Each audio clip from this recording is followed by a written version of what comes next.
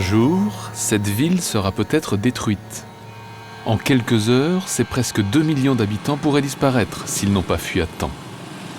Yogyakarta, capitale culturelle, premier centre universitaire de l'Indonésie, ne serait plus qu'un souvenir. Vous n'y croyez pas ? C'est déjà arrivé, il y a 1000 ans.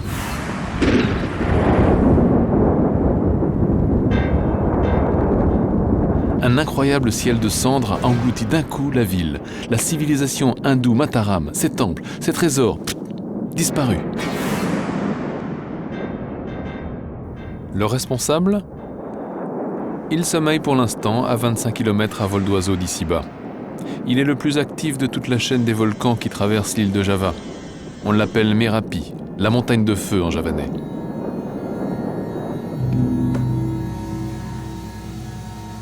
Si bien que pour prévenir les colères du Merapi, on l'a ceinturé d'une guirlande de 7 stations d'observation. Pakneud dirige celle de Kaliurang, un village du flanc sud, à seulement 2,5 km du cratère. On note de manière très détaillée tous les aspects visuels du volcan et aussi la météo. À quelle heure se lèvent les brumes, on écoute le bruit des chutes de rochers et quand il fait beau, on s'intéresse à la couleur des fumerolles, blanc ou gris, c'est ce qui nous renseigne. On analyse les données du sismographe et d'autres instruments installés sur le sommet du Merapi, qui nous indiquent la température du sol, la pluviométrie, la force du vent, et ça nous permet d'imaginer l'état du cratère. Près de 50 fonctionnaires à l'écoute du moindre hoquet volcanique. D'une certaine manière, le Merapi multirécidiviste est devenu l'allié de la fonction publique.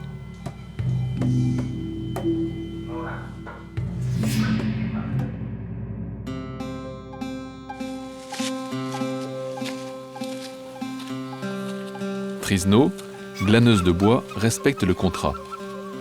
Sur les flancs du Merapi, seuls les arbres morts, asphyxiés par les gaz du cratère, peuvent être prélevés aux forêts protégées, remparts naturels aux éruptions. Du bois de chauffage à l'envi, mais faut supporter les colères de celui que Trisno nomme familièrement Mba, le vieux, ou Kai Petrouk, sa majesté au long pif, histoire de conjurer les mauvais souvenirs.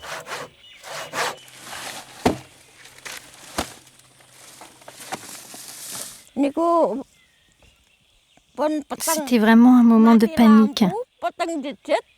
Il faisait tout noir, plus une seule lumière. Pour les enfants, c'était épouvantable. Nous avons dû nous enfuir, courir. Il y avait une voisine qui s'est trompée. Au lieu de prendre son fils, elle avait pris l'oreiller dans ses bras. C'était très difficile.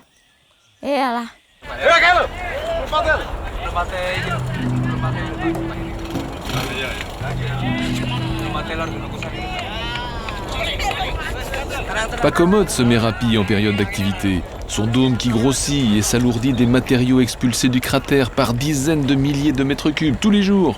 Puis soudain, ce dôme qui s'effondre sur lui-même en une formidable avalanche sèche de blocs de lave incandescente et de cendres en suspension. Et le tout qui dévale la pente à plus de 250 km/h. Une nuée ardente, qu'en général, on n'a pas trop le temps de voir venir.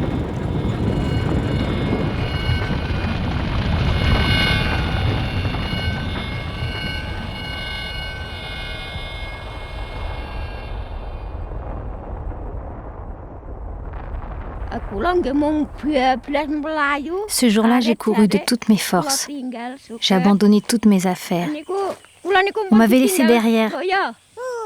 Et puis on a été évacués en camion. Les enfants pleuraient et criaient partout. Non, vraiment, c'est pas un souvenir agréable. Ça reste gravé dans la tête.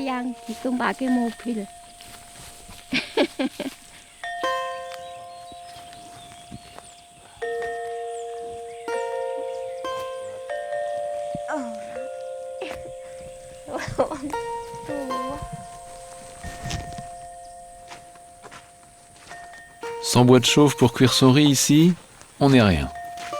Sans l'herbe tellement grasse des pentes du Merapi, pas de vache.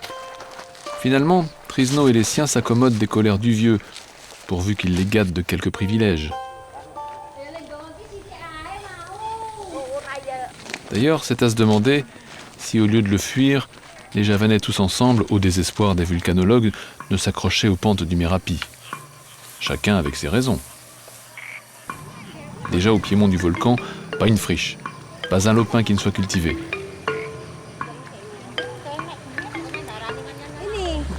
Rien que ce champ, il donne au moins 2 quintaux de riz, je crois. Hein. Ah oui, 2 quintaux, facile.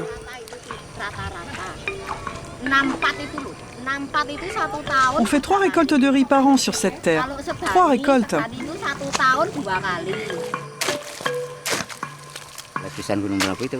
Les poussières du Merapi rendent nos terres fertiles.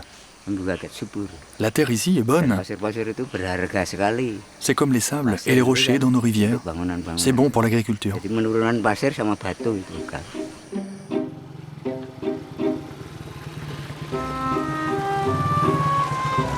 Plus haut, au bout de la route, c'est le hameau de Kaliurem, 1500 mètres d'altitude et sacré point de vue sur la gueule fumante du Merapi. Idéal pour prendre le frais et emmener un petit flirt, car comme d'autres patinent sur les lacs, le Javanais, lui, aime depuis toujours venir frissonner sous le Merapi. Madame Wangyo et quelques autres bistrotiers ont longtemps fait commerce de cette fascination. Et puis un jour, c'est le volcan lui-même qui s'est invité à la buvette de Madame Wangyo et des marchands de souvenirs.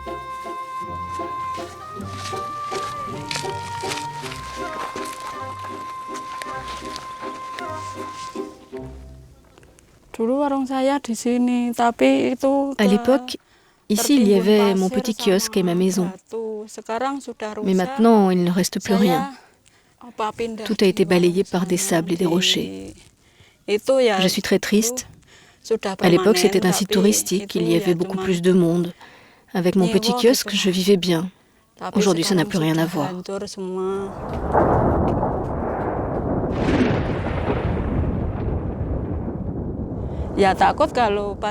Bien sûr que j'ai peur des nuées ardentes. Cela peut revenir à tout moment. Mais à force, on s'habitue. On finit par oublier la peur. Et puis, les catastrophes, ça n'arrive pas seulement dans les montagnes. Si Dieu a décidé que ma maison était ici, il n'y a rien à dire. On va continuer d'y vivre.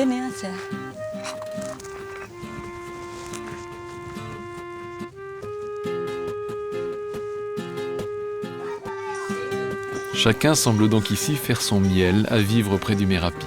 Mais ce n'est rien en comparaison de Christian Aoui, désigné par le sultan de Yogyakarta, homme de l'année 2001. S'il prête de temps en temps ses yeux à la station de surveillance de Kaliurang, Christian, chef de la sécurité du flanc sud, le plus dangereux du volcan, a toujours su conduire les opérations de secours à temps. Mieux, avec un temps d'avance. Depuis 40 ans qu'il arpente sous le cratère forêt, rivière, coulée de cendres, il sait prendre le pouls du vieux Merapi comme personne.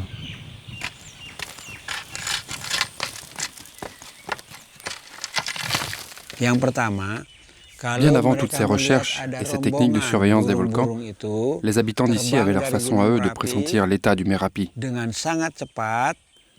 premier signe, ce sont les oiseaux. Ils se regroupent, poussent des cris, s'agitent et s'éloignent à grande vitesse. Là, on sait que le Merapi prépare quelque chose. Ensuite, ce sont les chiens du village et ils se mettent à aboyer en regardant dans la direction du cratère. Intenable. Ça, c'est le deuxième signe. Enfin, on voit d'un coup tous les serpents qui sortent de terre. Ils s'enfuient parce que la terre se réchauffe. Ils le sentent avant tout le monde. Ils traversent même les rues du village. Quand on additionne ces 3 signes, c'est qu'il est temps de prendre ses affaires et de ficher le camp. Si ailleurs la lave, par sa viscosité, épouse la topographie des pentes et des vallées, les nuées ardentes du Merapi ravagent tout sur leur passage, entaillent profondément le flanc du volcan qui les crache. Malheur à qui se trouve sur leur chemin. Mais ici, le malheur des uns fait le labeur des autres.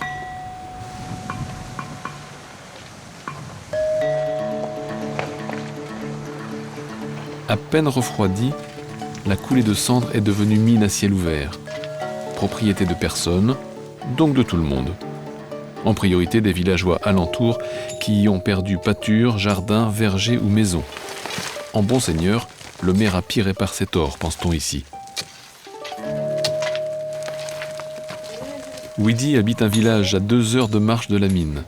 Elle vient quand elle veut, creuse où elle veut, autant qu'elle veut.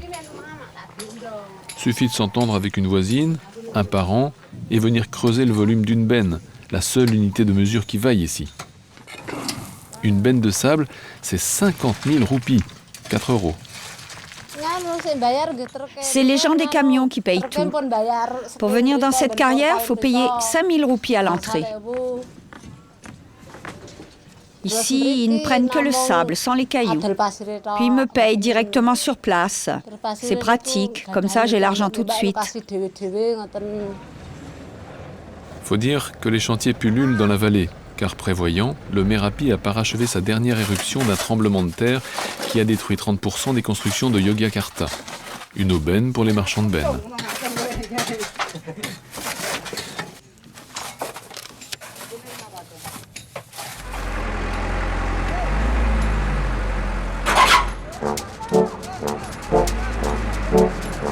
Si le Merapi va exploser de nouveau, sans aucun doute. Quand ? Dans 5 à 6 ans, tout le monde le pense. Ou sur ses flancs sud et ouest, en conviennent les spécialistes. Avec quelle force ? D'une belle ampleur probablement. En attendant, on voit passer dans les villages des processions chargées d'offrandes à l'attention du vieux cracheur de feu. Une garantie qui ne mange qu'un peu d'offrandes.